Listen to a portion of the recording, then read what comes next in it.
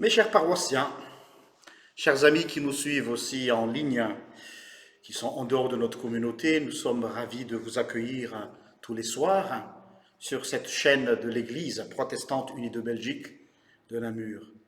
Remercions Dieu de nous avoir donné ce moyen pour pouvoir encore se communiquer et surtout transmettre la parole de Dieu. Alors pour notre deuxième jour de prière du soir, notre méditation se focalisera sur un texte dans le livre des psaumes. Le livre des psaumes, chapitre 28 cette fois-ci, les versets 6 à 9. Psaume chapitre 28, versets 6 à 9. Au nom de Jésus. Béni soit l'Éternel, car il exauce la voix de mes supplications. L'Éternel est ma force et mon bouclier.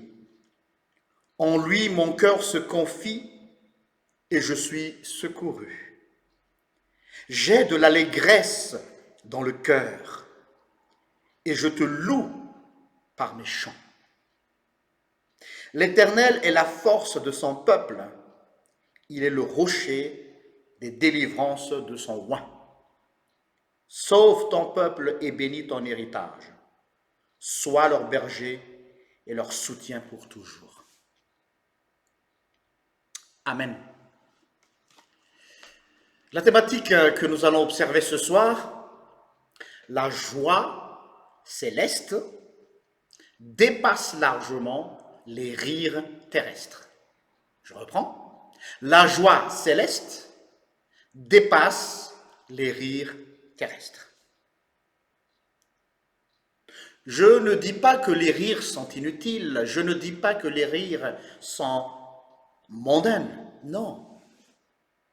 Mais je dis bien que la joie céleste, elle dépasse largement les rires.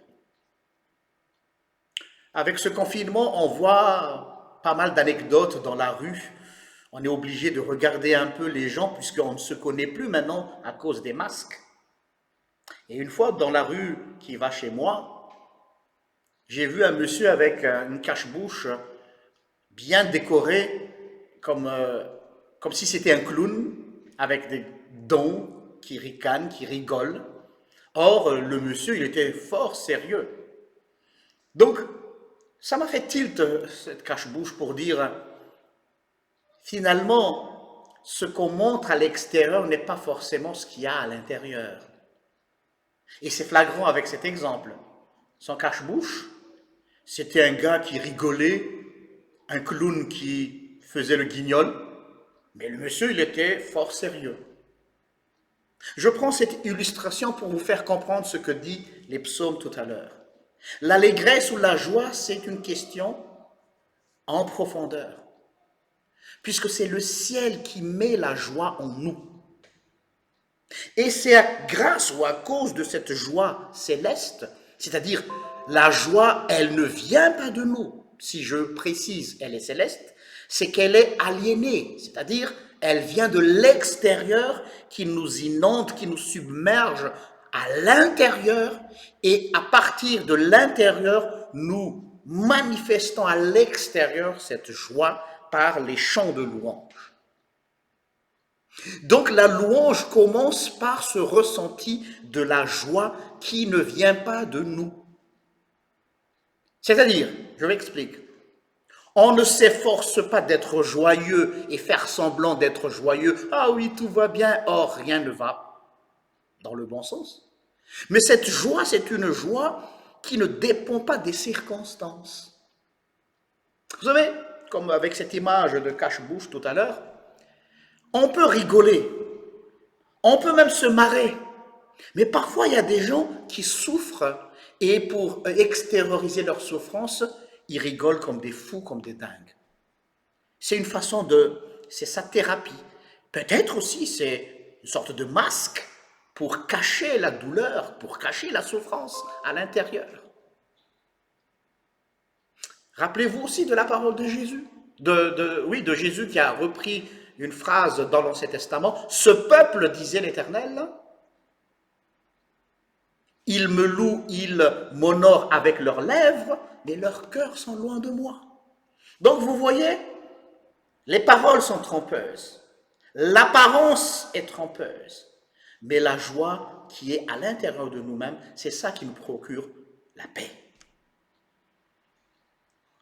On vit un confinement actuellement, peu importe la forme de ce confinement. Les gens sont-ils joyeux dans leur cœur? On ne sait pas. En tout cas, à l'extérieur, tout le monde semble un peu, voilà, morose. Mais il se peut qu'à l'extérieur, on n'est pas souriant comme certaines personnes, mais à l'intérieur d'eux-mêmes, ils ont cette joie qu'on ne peut pas expliquer. Peut-être que vous allez me dire que ce que vous êtes en train de nous dire, c'est un peu illogique, mais si.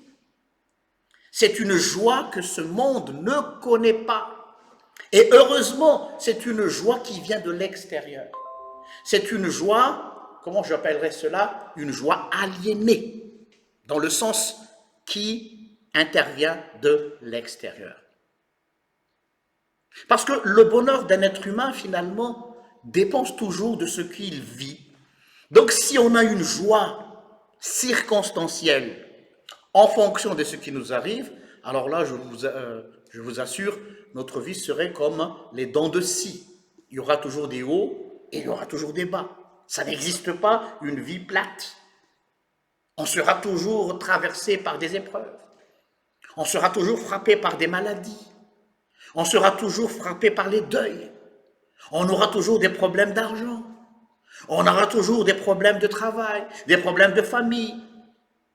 Mais qu'est-ce qui nous différencie du monde?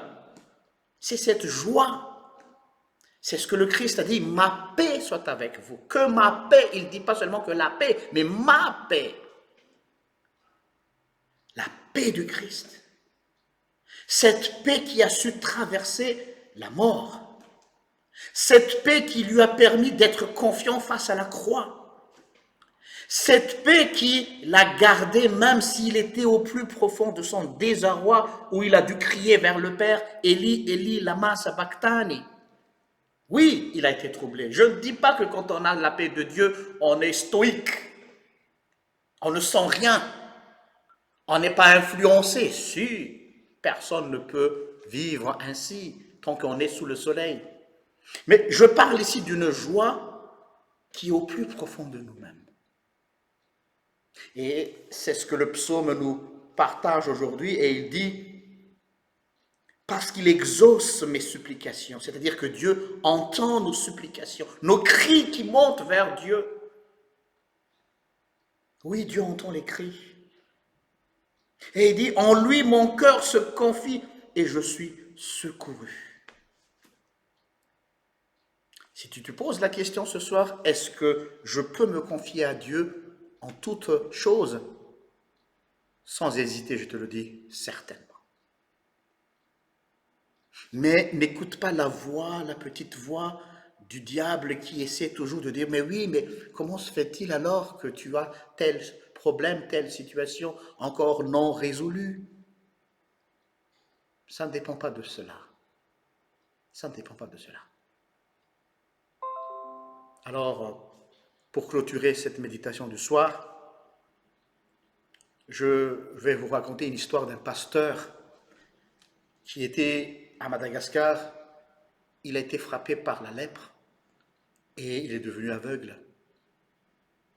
Mais un jeudi saint, il a prêché sur un texte où il partageait l'amour de Dieu. Alors tout le monde était étonné de le voir prêcher ainsi, avec conviction, avec force. On s'est posé la question, mais d'où est-ce qu'il tire cette force, cette joie? Or, il était lépreux de la tête jusqu'aux pieds. Il est même devenu aveugle à cause de cette maladie. Or, il dit, Dieu est amour. Et il prêche cela un jeudi saint. Voilà le mystère de la joie céleste qui dépasse largement les rires terrestres.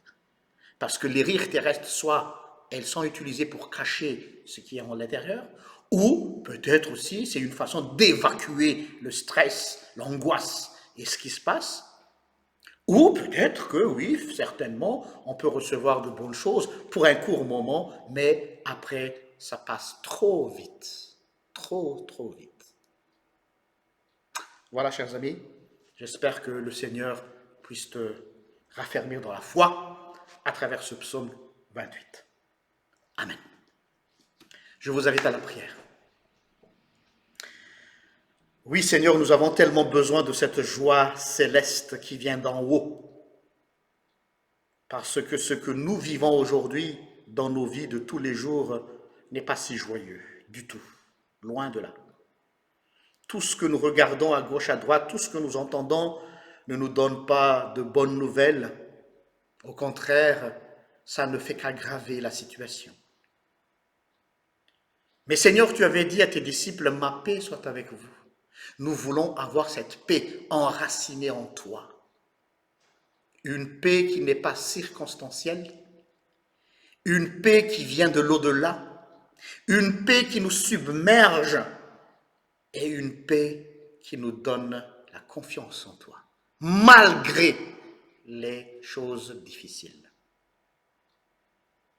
Seigneur, je te confie chacun d'entre nous ce soir, avant d'aller se coucher, pour qu'il puisse trouver la sérénité, comme un enfant qui dort dans les bras de son Père, sans penser ce qui arrivera demain.